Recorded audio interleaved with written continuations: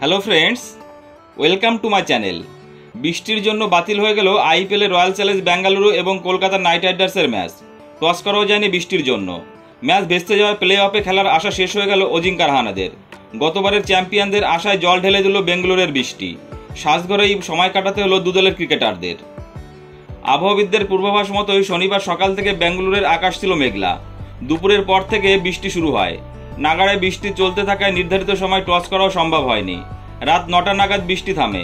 মাঠ শুকানোর কাজ শুরু করে মাঠ কর্মীরা। খেলা শুরুর আশা তৈরি হয়, কিন্তু মিনিট 15 পর আবার বৃষ্টি নামে। শেষ পর্যন্ত রাত 10টা 20 মাঠ পরিদর্শনের পর ম্যাচ পরিত্যক্ত ঘোষণা করে আম্পায়াররা। এদিন ম্যাচ বাতিল হওয়ায় 13 ম্যাচে 12 পয়েন্ট হলো কলকাতার। অন্যদিকে 12 ম্যাচে 17 পয়েন্ট বেঙ্গালুরুর।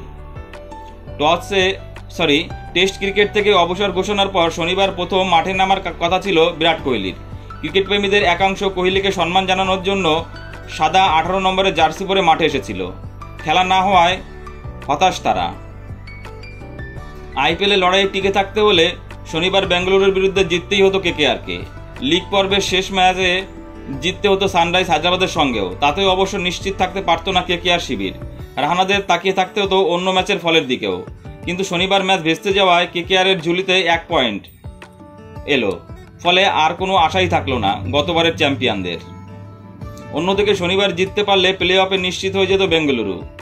পয়েন্ট ভাগাভাগি হয় অপেক্ষা বাড়ল কোহলিদের। লিগ পর্বে এখনও 2টি ম্যাচ বাকি বেঙ্গালুরুর। 23 মে তাদের প্রতিপক্ষ হায়দ্রাবাদ এবং 27 মে লখনৌ সুপার জায়ান্টের বিরুদ্ধে খেলবে বেঙ্গালুরু। দুটির মধ্যে একটি ম্যাচ জিতলেই শেষ চারে জায়গা পাকা হয়ে যাবে কোহলিদের। ভারত পাকিস্তান সংঘর্ষের পরিস্থিতিতে গত 9 মে এক সপ্তাহের জন্য আইপিএল স্থগিত রাখার সিদ্ধান্ত নেয় ভারতীয় ক্রিকেট বোর্ড। সীমান্তের উত্তেজনা কমার পর শনিবার থেকেই আবার খেলা শুরু হলো। কিন্তু 9 দিন বিরতির পর আইপিএলের প্রথম ম্যাচেই ভাসল বৃষ্টিতে। স্বাভাবিকভাবেই হতাশ দুদলের ক্রিকেটার এবং ক্রিকেট প্রেমীরা। বন্ধুরা, তোমাদের কি মনে হয় এবারের আইপিএলে কোন দল চ্যাম্পিয়ন হবে? প্লিজ কমেন্টস করে জানাও। আর ভিডিওটি ভালো লাগলে অবশ্যই লাইক, কমেন্টস এবং শেয়ার করে দিও বন্ধুরা, এবং চ্যানেলটি সাবস্ক্রাইব করে দিও। সকলেই ভালো থেকো। ধন্যবাদ।